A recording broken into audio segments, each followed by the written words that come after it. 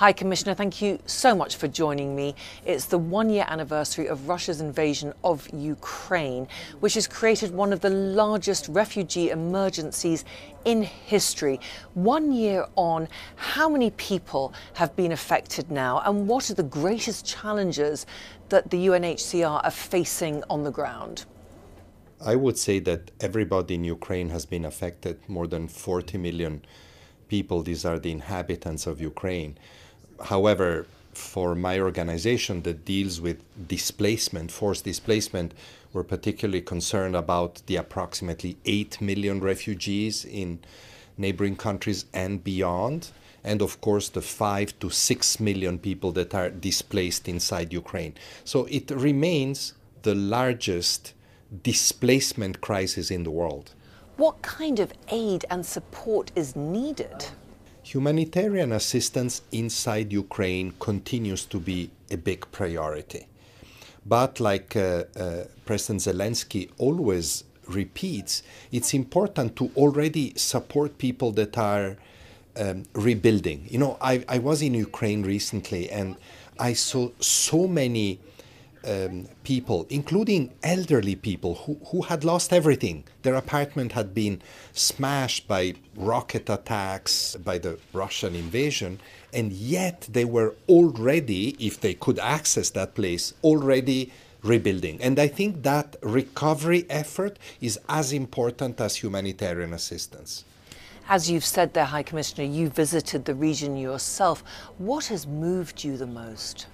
The extraordinary fortitude, I think that's the right word, fortitude, strength of spirit of the Ukrainian people. I've said it already several times. If the purpose of this invasion, of this aggression, was to weaken the resolve of the people, if that was the purpose of destroying their homes and the energy infrastructure and other civilian structures, if that was the purpose, it has failed spectacularly because people are very united and very determined not to give in. And I'm not talking about the military side. This is not my sphere, my responsibility. I'm talking about everyday's lives.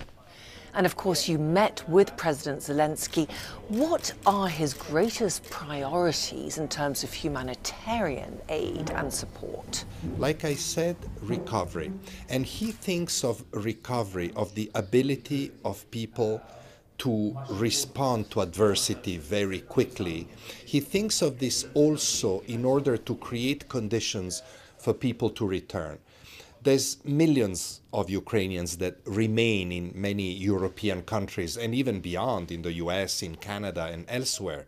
And we've just conducted some surveys. We do it on a regular basis, and 80% and perhaps more say we want to go back, except that the conditions are still very, very difficult, security and otherwise. So President Zelensky wants to ensure that those conditions, as soon as possible, are ready to receive people back. And you've collaborated on a new platform, Ukraine is Home. Why is that so important at this time? Tell me about that. That's a great example of two things. Not only one of the resilience of the Ukrainian people, but not only that, also of the high sense of organization which I have observed in this visit, even more than in my previous visits. The government, the authorities, central authorities in Kiev, regional authorities, municipal authorities are not only very determined, are also very well organized. So one thing that they ask us to support is this platform, which is basically an inventory of all damaged houses and of all available materials to rebuild in the whole country. And we've helped them do that. It's a digital platform, and we want this to be utilized by anybody, organizations, countries that want to help with the rebuilding of houses, which will be a big priority for all Ukrainians, especially those that have left. That's why it's called Ukraine is Home. It's also meant, like I said, to create better conditions and faster conditions for people to return when they're ready to do that. You've said that the UNHCR is seeking access to Ukrainian refugees in Russia. What kind of cooperation have you had, High Commissioner, from the government there and from President Putin? We have a small presence in Russia. We've had it for many years. And it's limited interface with the authorities. We have often asked to have more contact with Ukrainians that are in the Russian Federation. We've had some such contact, but very limited. Permissions are given. There is a system for that, but it's rather slow and cumbersome.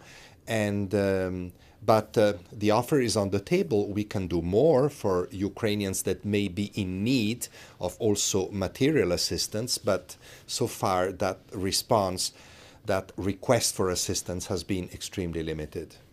How worried are you for their welfare?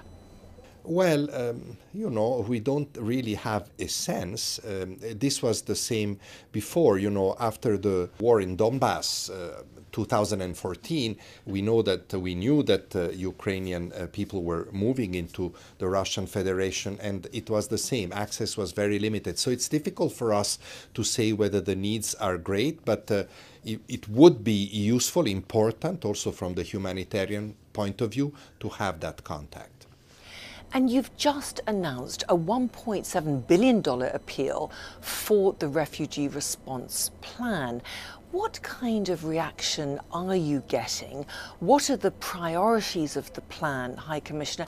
And do you feel that people are becoming desensitized by the war, by the conflict?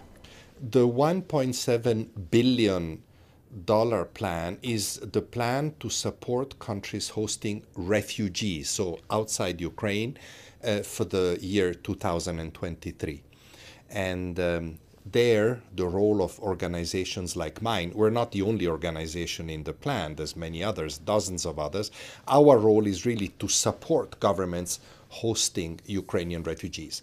Europe has a pretty good system in place. I'm talking about the European Union and some other countries like Switzerland, Norway, Moldova, and others. They have a pretty good system in place based on what is called temporary protection. This allows Ukrainian refugees to have access to services, to work, to get work permits, and to have a relatively free mobility across the countries applying it. This is a good system that has actually taken the burden away from public structures and has allowed for a better inclusion of refugees until they need to be in those countries, of course. So I hope that that will continue. What we're asking for is additional resources that are needed to make this system work. I think I hear what you're saying, but I think for the time being there is still a lot of support and sympathy. And by the way, this appeal is twinned with another appeal for funding, much bigger, almost $4 billion, which the UN has issued at the same time for our work inside Ukraine, which is extremely important as well. So you cannot decouple one from the other, and we're trying to help Ukrainians wherever they are in need. And how worried are you about the possibility of a new wave of people fleeing from the country because of the conflict and the war escalating into other territories? The war, unfortunately, in many parts of Ukraine has become very vicious. Even when I was there, I spent almost a week. We had to be in bunkers, you know, taking shelter in bunkers very often because of aerial attacks and sirens that were alerting people of an impending or probable aerial attack. That's, for us, was only a few days, but for the Ukrainians is every day, day and night. They are subjected to this military pressure, which is really also traumatizing, not only physically very difficult to bear. And however, having said this, and in spite of all the destruction that comes with the war, with the strikes and so forth, I think that the organization put in place by the government is helping people to be more stable. I give you one example. The government and local authorities have established throughout the country special centers, they call them invincibility centers, where people can, go warm up if they're cold at home. It's very cold in Ukraine. They can bring their children to play. They can charge their phones or their electronic appliances. It's a center of aggregation which allows people to sort of recharge, literally, at a time when they are under a lot of pressure. Many initiatives like this, there's many others, have helped people, have prevented people from having to move again long distance. Of course, let's hope the war doesn't escalate further, obliging them to do that, but for the time being, I see a relative less population movement than before. Is the world doing enough?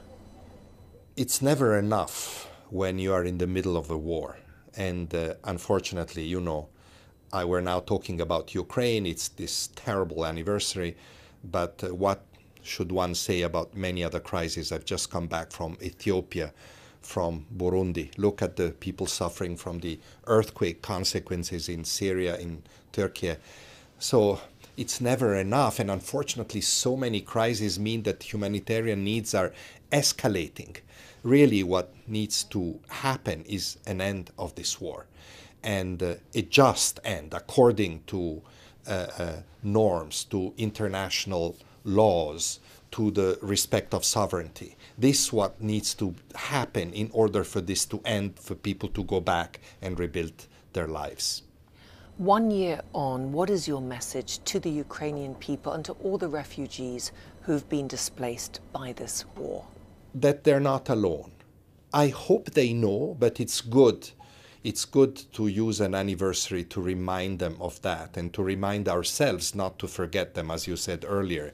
I don't like anniversaries very much. If you are impacted directly by a war like the one in Ukraine, if you are in apartments, in buildings that get hit by the Russian rockets, if you have to live, as I've seen, many months in a shelter underground, there's no anniversary.